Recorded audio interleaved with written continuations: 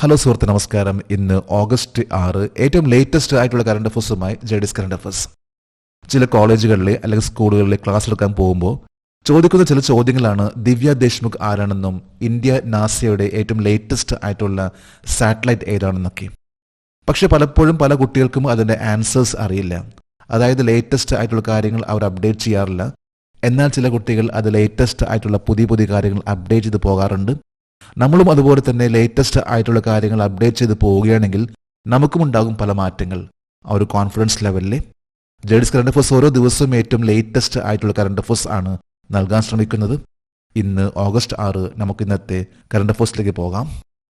ഒരു ഹെഡിങ്സ് ആണ്: survey finds 1365 Nilgiri Thar in the state. സംസ്ഥാനത്ത് 1365 നീലഗിരി താറുകൾ സർവേയിൽ കണ്ടെത്തി. ഏറ്റവും ലേറ്റസ്റ്റ് ആയിട്ട് ഇന്നത്തെ ഹിന്ദു പത്രത്തിലെ വാർത്തയാണ്. അതായത് നീലഗിരി താറുകളുടെ ആ ഒരു സെൻസസ് നടത്തിയ കാര്യം. അതിൽ കേരളത്തിൽ 1365 നീലഗിരി താർ ആണ് കണ്ടെത്തിയിട്ടുള്ളത്. നമുക്ക് കറണ്ട് അഫേഴ്സിന്റെ ഡീറ്റെയിൽസിലേക്ക് പോകാം. കേരളത്തിന്റെയും തമിഴ്നാടിന്റെയും സംയുക്ത സെൻസസ് പ്രകാരം ആകെ നീലഗിരി താറുകളുടെ എണ്ണം എത്രയാണ്? 2668 നീലഗിരി താറുകൾ. ഇത് കേരളവും തമിഴ്നാടും ആ രണ്ട് പ്രദേശത്ത് നടത്തിയിട്ടുള്ള ഒരു സെൻസസ് ആണ്. ഇതനുസരിച്ചാണ് ഇപ്പോൾ ലേറ്റസ്റ്റ് ആയിട്ടുള്ള സെൻസസിൽ 2668 നീലഗിരി താർ ആണ് കണ്ടെത്തിയിട്ടുള്ളത്. ഇത് കേരളവും തമിഴ്നാടിൻ്റെ സംയുക്തമായിട്ടുള്ള ഒരു സെൻസസ് ആയിരുന്നു, റിപ്പോർട്ട് ആണത്. കേരളത്തിലെ ഏത് പാർക്കിലാണ് ഏറ്റവും കൂടുതൽ നീലഗിരി താറുകൾ ഉള്ളത്? 841 എണ്ണം. Eravikulam national park, ENP. മൂന്നാറിനടുത്തുള്ള വളരെ പ്രധാനപ്പെട്ട ഒരു ടൂറിസ്റ്റ് പ്ലേസ് ആണ് ഇരവിക്കുളം നാഷണൽ പാർക്ക്. ഇവിടെയാണ് ഏറ്റവും കൂടുതലായിട്ട് 841 നീലഗിരി താർ ആണുള്ളത്. ഇരവിക്കുളം നാഷണൽ പാർക്ക് ഇത് മൂന്നാറാണ്, ഇടുക്കി ഡിസ്ട്രിക്റ്റിൽ. തമിഴ്നാട്ടിലെ ഏത് പാർക്കിലാണ് ഏറ്റവും കൂടുതൽ നീലഗിരി താറുകൾ ഉള്ളത്? മുക്കൂർത്തി ദേശീയോദ്യാനവും ഗ്രാസ് ഹിൽസ് ദേശീയോദ്യാനവും. തമിഴ്നാട്ടിൽ രണ്ട് പാർക്കിലാണ്, അതായത് മുക്കൂർത്തി നാഷണൽ പാർക്കിലും ഗ്രാസ് ഹിൽസ് നാഷണൽ പാർക്കിലുമാണ് നീലഗിരി താറുകൾ ഉള്ളത്. ഗ്രാസ് ഹിൽസ് നാഷണൽ പാർക്ക് ഇത് പശ്ചിമഘട്ടത്തിലെ ഒരു ദേശീയോദ്യാനമാണ്. അതുപോലെ മുക്കൂർത്തി നാഷണൽ പാർക്ക് ഇത് നീലഗിരി കുന്നുകളുടെ വെസ്റ്റേൺ സൈഡിൽ വരുന്ന കുന്നാണ്. അവിടെയാണ് മുക്കൂർത്തി നാഷണൽ പാർക്ക് ഉള്ളത്. കേരളത്തിന്റെയും തമിഴ്നാടിന്റെയും സംയുക്ത സെൻസസ് പ്രകാരം കേരളത്തിൽ ആകെ നീലഗിരി താറുകളുടെ എണ്ണം എത്ര? 1365 താറുകൾ. 1365 താർ ആണ് കേരളത്തിലുള്ളതും അതിൽ 841 താർ നീലഗിരി താർ ഉള്ളത് ഇരവിക്കുളം നാഷണൽ പാർക്കിലാണ്. അടുത്തൊരു ന്യൂസ് ഹെഡിംഗ് ആണ്: NITC becomes India's first I STEM catalyst centre. ഇന്ത്യയിൽ ആദ്യത്തെ ഐസ്റ്റെം ഉത്തേജക കേന്ദ്രമായി NITC മാറുന്നു. NIT എന്നാൽ national institute of technology, C എന്നാൽ കാലിക്കറ്റ്. NITC അതായത് NIT കാലിക്കറ്റ് ആണ് ഇന്ത്യയിലെ ആദ്യത്തെ ഐസ്റ്റെം കാറ്റലിസ്റ്റിക് സെന്റർ. നമുക്ക് കറണ്ട് അഫേഴ്സിന്റെ ഡീറ്റെയിൽസിലേക്ക് പോകാം. രാജ്യത്തെ ആദ്യത്തെ ഐസ്റ്റെം കാറ്റലിസ്റ്റിക് കേന്ദ്രമായി മാറിയ നാഷണൽ ഇൻസ്റ്റിറ്റ്യൂട്ട് ഓഫ് ടെക്നോളജി ഏതാണ്? കാലിക്കറ്റ് NIT. ഐസ്റ്റെം എന്നാൽ Indian science technology and engineering facility map. ഇതൊരു പോർട്ടലാണ്. അതായത് ഇന്ത്യയിലെ റിസർച്ച് ആയി ബന്ധപ്പെട്ട കാര്യങ്ങൾ, അതിനുള്ള R&D facilities, research and development വേണ്ടിയുള്ള ഫെസിലിറ്റീസ് ഒരുക്കുന്ന ഒന്നാണ് ഐസ്റ്റെമിന്റെ ലക്ഷ്യം. ഇത് ഗവൺമെന്റ് ഓഫ് ഇന്ത്യയുടെ office of the principal scientific അഡ്വൈസറിന് കീഴിൽ വരുന്ന ഒന്നാണ് I STEM, Indian science technology and engineering facility map. ഈ ഒരു ഫെസിലിറ്റി പ്രകാരം ഇന്ന് കാലിക്കറ്റ് NITC ആണ് ഏറ്റവും കൂടുതലായിട്ട് ഇത്തരത്തിലുള്ള റിസർച്ചിന് വേണ്ടി സഹായം ചെയ്തു കൊടുക്കുന്ന ഒരു NIT ആയിട്ട് മാറിയിട്ടുള്ളത്. ഏത് അവസരത്തിലാണ് NIT കാലിക്കറ്റിനെ രാജ്യത്തെ ആദ്യത്തെ ഐസ്റ്റെം കാറ്റലിസ്റ്റിക് കേന്ദ്രമായി പ്രഖ്യാപിച്ചത്? ഐസ്റ്റെം സമവേശ 11 ഈ കഴിഞ്ഞ ദിവസം ആരംഭിച്ച ഒന്നാണ്. 2 ദിവസത്തെ പ്രോഗ്രാം ആയിരുന്നു ഐസ്റ്റെം സമവേശ 11 എന്ന് പറയുന്ന ഒരു കോൺഫറൻസ്. ഈ ഒരു വേളയിലാണ് NIT കാലിക്കറ്റിനെ ഇന്ത്യയിലെ ആദ്യത്തെ ഐസ്റ്റെം കാറ്റലിസ്റ്റിക് സെന്റർ എന്ന രീതിയിൽ പ്രഖ്യാപിച്ചിട്ടുള്ളത്. ഐസ്റ്റെം എന്നാൽ the Indian science technology and engineering facilities map. അടുത്തൊരു ന്യൂസ് ഹെഡിംഗ് ആണ്: Kozhikode to host transgender arts festival. Transgender കലാമേളയ്ക്ക് കോഴിക്കോട് ആതിഥ്യം വഹിക്കും. കേരളത്തിൽ വരാൻ പോകുന്ന ഒരു വലിയൊരു ട്രാൻസ്ജെൻഡേഴ്സിന്റെ ഒരു ആർട്ട് ഫെസ്റ്റിവൽ ആണ്. ഇത് നടത്താൻ പോകുന്നത് കോഴിക്കോടാണ്. നമുക്ക് കറണ്ട് അഫേഴ്സിന്റെ ഡീറ്റെയിൽസിലേക്ക് പോകാം. 2025 ഓഗസ്റ്റ് 21 മുതൽ ഓഗസ്റ്റ് 23 വരെ നടക്കുന്ന ദേശീയ ട്രാൻസ്ജെൻഡർ കലാമേളയായ വർണ്ണപ്പകിട്ട് 2025 നടക്കുന്ന കേരളത്തിലെ ഏത് നഗരമാണ്? കോഴിക്കോട്. കോഴിക്കോട് നഗരത്തിലാണ് ഓഗസ്റ്റ് 21 മുതൽ ഓഗസ്റ്റ് 23 വരെ വർണ്ണപ്പകിട്ട് 2025 എന്ന പേരിൽ ഒരു ട്രാൻസ്ജെൻഡേഴ്സിന്റെ വലിയൊരു ആർട്ട് ഫെസ്റ്റിവൽ നടക്കാൻ പോകുന്നത്. ദേശീയ ട്രാൻസ്ജെൻഡർ കലാമേളയായ വർണ്ണപ്പകിട്ട് 2025 സംഘടിപ്പിക്കുന്നത് ആരാണ്? കേരള സംസ്ഥാന സാമൂഹിക നീതി വകുപ്പ്. ഒരു നാഷണൽ ലെവലുള്ള ഈവന്റ്, അതായത് ഒരു ആർട്ട് ഫെസ്റ്റിവൽ. ഇതിന്റെ പേരാണ് വർണ്ണപ്പകിട്ട് 2025. ഇത് ആദ്യത്വം വഹിക്കാൻ പോകുന്ന നഗരമാണ് കോഴിക്കോട്. അതുപോലെ തന്നെ ഇത് ഓർഗനൈസ് ചെയ്യുന്ന സംഘടനയാണ്, ഡിപ്പാർട്ട്മെന്റ് ആണ് കേരള സ്റ്റേറ്റ് സോഷ്യൽ ജസ്റ്റിസ്, അതായത് കേരള സംസ്ഥാന സാമൂഹിക നീതി വകുപ്പ്. നിലവിലെ സാമൂഹിക നീതി മന്ത്രി ആരാണ്? ആർ ബിന്ദു. കേരളത്തിലെ ഇപ്പോഴത്തെ മിനിസ്റ്റർ ആയിട്ടുള്ള ആർ ബിന്ദു ആണ് the current minister for social justice. അടുത്തൊരു ന്യൂസ് ഹെഡിംഗ് ആണ് MS Swaminathan centenary international conference on 7th August. MS Swaminathan ശതാബ്ദി അന്താരാഷ്ട്ര സമ്മേളനം ഓഗസ്റ്റ് 7, അതായത് 100ാമത്തെ വർഷം ആഘോഷിക്കുന്ന ഒന്നാണ് സെന്റിനറി. ഇതനുസരിച്ച് MS സ്വാമിനാഥന്റെ ഇന്റർനാഷണൽ കോൺഫറൻസ് ആണ് 7th ഓഗസ്റ്റ്, അതായത് നാളെ ആരംഭിക്കാൻ പോകുന്നത്. ഗ്രീൻ റവല്യൂഷന്റെ ഫാദർ എന്നറിയപ്പെടുന്ന MS സ്വാമിനാഥൻ, അദ്ദേഹത്തിന്റെ പേരിലാണ് നാളെ ആരംഭിക്കുന്ന MS Swaminathan centenary international conference. നമുക്ക് കറണ്ട് അഫയേഴ്സിന്റെ ഡീറ്റെയിൽസിലേക്ക് പോകാം.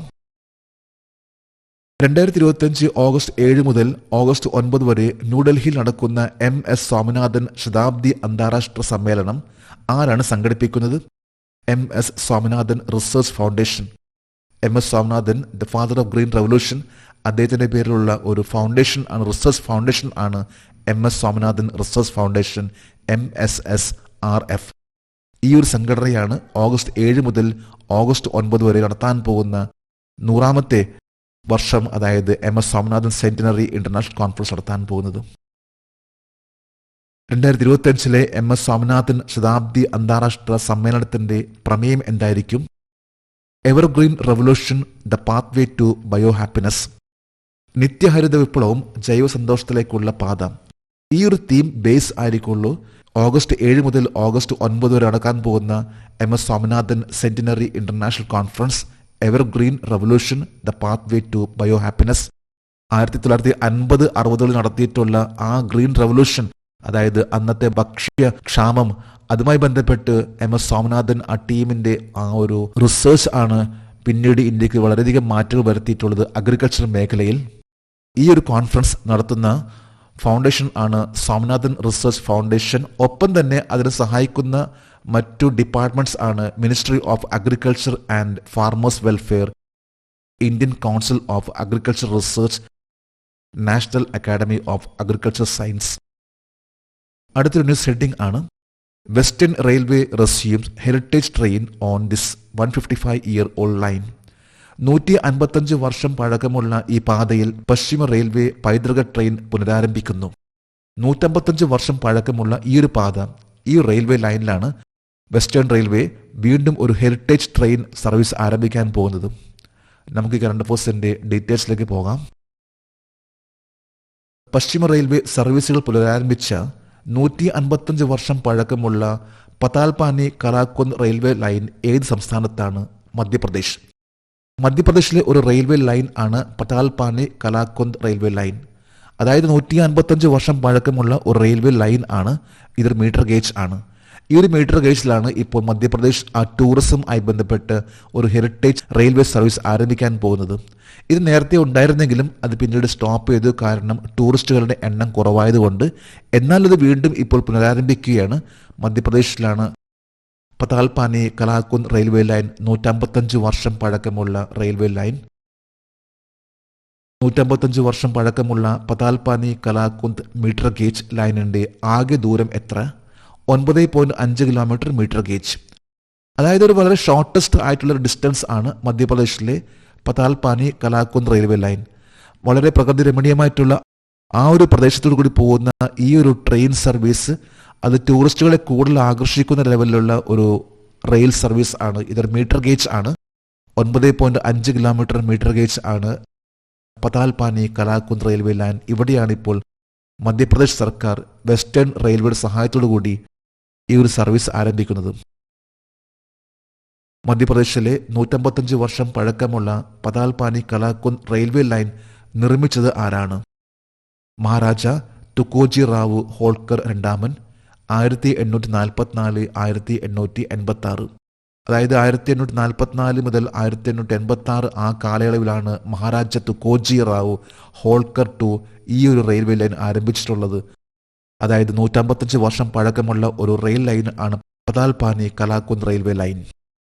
അടുത്തൊരു ന്യൂസ് ഹെഡിംഗ് ആണ് Philippines president Markose junior receives ceremonial welcomes at രാഷ്ട്രപതി ഭവൻ. ഫിലിപ്പൈൻസ് പ്രസിഡന്റ് മാർക്കോസ് ജൂനിയറിനെ രാഷ്ട്രപതി ഭവനിൽ ആചാരപരമായിട്ടുള്ള സ്വീകരണം നൽകി. ഏറ്റവും ലേറ്റസ്റ്റ് ആയിട്ടുള്ള വാർത്തയാണ് ഫിലിപ്പൈൻസിന്റെ പ്രസിഡന്റ് ഇപ്പോൾ ഇന്ത്യ സന്ദർശിക്കുകയാണ്. ഓഗസ്റ്റ് 5 മുതൽ ഓഗസ്റ്റ് 10 വരെയാണ് അദ്ദേഹം ഇന്ത്യ സന്ദർശിക്കുന്നത്. നമുക്ക് ഈ കറണ്ട് അഫയേഴ്സിന്റെ ഡീറ്റെയിൽസിലേക്ക് പോകാം. 2025 ഓഗസ്റ്റ് 5 മുതൽ ഇന്ത്യ സന്ദർശിക്കുന്ന ഫിലിപ്പൈൻസ് പ്രസിഡന്റിന്റെ പേര് ഫെർഡിനാൻഡ് റൊമാൾഡോസ് മാർക്കോസ് ജൂനിയർ. ഫിലിപ്പൈൻസിന്റെ ഇപ്പോഴത്തെ പ്രസിഡന്റ് ആണ് ഫെർഡിനാൻഡ് റൊമാൾഡോസ് മാർക്കോസ് ജൂനിയർ. അദ്ദേഹമാണ് ഇപ്പോൾ ഇന്ത്യ സന്ദർശിക്കുന്നത്. ഇന്നലെയായിരുന്നു അദ്ദേഹം ഇന്ത്യയിലെത്തിയിട്ടുള്ളത്. ഓഗസ്റ്റ് 5 മുതൽ ഓഗസ്റ്റ് 10 വരെയാണ് ഫിലിപ്പൈൻസ് പ്രസിഡന്റ് ഇന്ത്യ സന്ദർശിക്കുന്നത്. ഫിലിപ്പൈൻസിന്റെ ക്യാപിറ്റൽ നമുക്ക് എല്ലാവർക്കും അറിയാവുന്നതായിരിക്കുമല്ലോ. ഫിലിപ്പൈൻസിന്റെ ക്യാപിറ്റൽ ആണ് മനീല. ഫിലിപ്പൈൻസിന്റെ കറൻസി ഫിലിപ്പൈനെ പെസോ. ഫിലിപ്പൈൻസ് പ്രസിഡന്റിന്റെ സന്ദർശന വേളയിൽ ഇൻഡോ പസഫിക് മേഖലയുടെ ഏത് ദർശനമാണ് ഇന്ത്യ പരാമർശിച്ചത്? India's act east policy Mahasagar vision. ഇന്ത്യയുടെ act east policy Mahasagar vision. Sagar mission എന്ന പേരിൽ അറിയപ്പെട്ടിരുന്ന ഒരു മിഷൻ ആണ് ഇപ്പോൾ നിലവിലുള്ള മഹാസാഗർ വിഷൻ.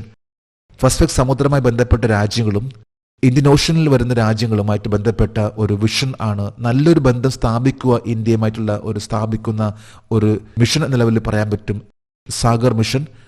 അതുമായി ബന്ധപ്പെട്ട ആ സാഗർ മിഷന് പിന്നീട് പേര് മാറ്റി മഹാസാഗർ മിഷൻ എന്ന പേരിലാക്കി മാറ്റി. ഈ ഒരു വേളയിൽ ഫിലിപ്പൈൻസ് പ്രസിഡന്റ് അദ്ദേഹത്തിന്റെ ആ ഒരു വരവിൽ ഇന്ത്യൻ പ്രൈം മിനിസ്റ്റർ എടുത്തു പറഞ്ഞിട്ടുള്ള ഒന്നായിരുന്നു മഹാസാഗർ വിഷനെ കുറിച്ച്. അതായത് ഇന്ത്യ അയൽ രാജ്യങ്ങളും പസഫിക് സമുദ്രത്തിലെയും ഇന്ത്യൻ ഓഷ്യനിലെയും വരുന്ന രാജ്യങ്ങളുമായിട്ടുള്ള ഇന്ത്യയുടെ നല്ലൊരു സുഹൃത്ത് ബന്ധം.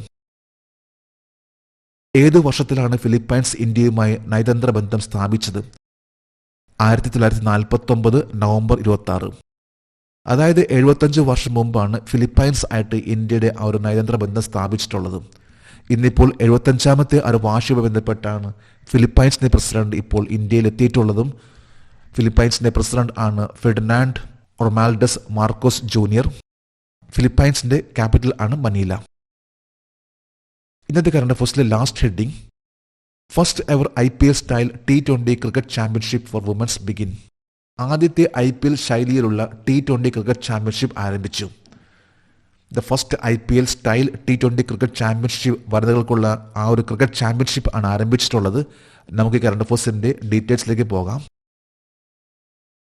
സ്ത്രീകൾക്കായുള്ള ആദ്യത്തെ IPL ശൈലിയിലുള്ള T20 ക്രിക്കറ്റ് ചാമ്പ്യൻഷിപ്പ് 2025 ഓഗസ്റ്റ് 4 എവിടെയാണ് ആരംഭിച്ചത്?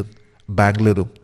ഇവിടെ പ്രത്യേകം ശ്രദ്ധിക്കേണ്ട ഒരു കാര്യം, ഇത് IPL style T20 cricket championship ആണ്. ഇതൊരു IPL T20 ക്രിക്കറ്റ് ചാമ്പ്യൻഷിപ്പ് അല്ല. IPL സ്റ്റൈലിലുള്ള ഒരു ക്രിക്കറ്റ് ചാമ്പ്യൻഷിപ്പ് വനിതകൾക്കുള്ള ആ ഒരു ചാമ്പ്യൻഷിപ്പ് ആരംഭിച്ചത് ബാംഗ്ലൂരിലാണ് ഈ കഴിഞ്ഞ ഓഗസ്റ്റ് 4 മുതൽ. സ്ത്രീകൾക്കായുള്ള ആദ്യത്തെ IPL ശൈലിയിലുള്ള T20 ക്രിക്കറ്റ് ചാമ്പ്യൻഷിപ്പിൽ എത്ര ഫ്രാഞ്ചൈസികൾ പങ്കെടുക്കുന്നു? 5. കർണാടകയിലെ 5 ഫ്രാഞ്ചൈസീസ് ആണ് ഇതിൽ പങ്കെടുക്കുന്നത്. അതായത് IPL style T20 cricket championship for women ആരംഭിച്ചിട്ടുള്ളത്. 2025 ഓഗസ്റ്റ് 4 ബാംഗ്ലൂരിൽ ആരംഭിച്ച IPL ശൈലിയിലുള്ള വനിതാ T20 ക്രിക്കറ്റ് ചാമ്പ്യൻഷിപ്പിന്റെ ഔദ്യോഗിക നാമം എന്താണ്? T20 മഹാറാണി ട്രോഫി. T20 മഹാറാണി ട്രോഫി എന്ന പേരിൽ അറിയപ്പെടുന്ന ഒരു മത്സരമാണ്, IPL സ്റ്റൈൽ മത്സരമാണ് ബാംഗ്ലൂരിൽ ആരംഭിച്ചിട്ടുള്ളത് ഓഗസ്റ്റ് 4. സ്ത്രീകൾക്കായുള്ള ആദ്യ IPL T20 ക്രിക്കറ്റ് ചാമ്പ്യൻഷിപ്പ് ആരംഭിച്ച വർഷം 2023. 2023 IPL T20 ക്രിക്കറ്റ് ചാമ്പ്യൻഷിപ്പ്, അത് വനിതകൾക്കുള്ള ആ ഒരു ക്രിക്കറ്റ് ചാമ്പ്യൻഷിപ്പ് ആരംഭിച്ചത് 2023. അന്ന് അത് മുംബൈ ഇന്ത്യൻസ് ആണ് വിജയിച്ചത്. 2023 മുംബൈ ഇന്ത്യൻസ് കരസ്ഥമാക്കി. 2024 ആണെങ്കിൽ റോയൽ ചലഞ്ചേഴ്സ് ബാംഗ്ലൂർ ആണ് രണ്ടാമത്തെ സീസൺ കരസ്ഥമാക്കിയിട്ടുള്ളത്. നമ്മൾ ഏറ്റവും ലേറ്റസ്റ്റ് ആയിട്ടുള്ള കറണ്ട് അഫേഴ്സ് ആണെന്ന് ഇവിടെ അപ്ഡേറ്റ് ചെയ്തിട്ടുള്ളത്. ജേഡീസ് കറണ്ട് അഫേഴ്സിന്റെ ഇന്നത്തെ ഈ വീഡിയോ കണ്ടിട്ട് ഇഷ്ടപ്പെട്ടെങ്കിൽ ഈ ചാനൽ സബ്സ്ക്രൈബ് ചെയ്യാനും ഷെയർ ചെയ്യാനും മറക്കരുത്. നമുക്ക് നാളെ വീണ്ടും പുതിയ കറണ്ട് അഫേഴ്സുമായിട്ട് കാണാം. Thank you very much.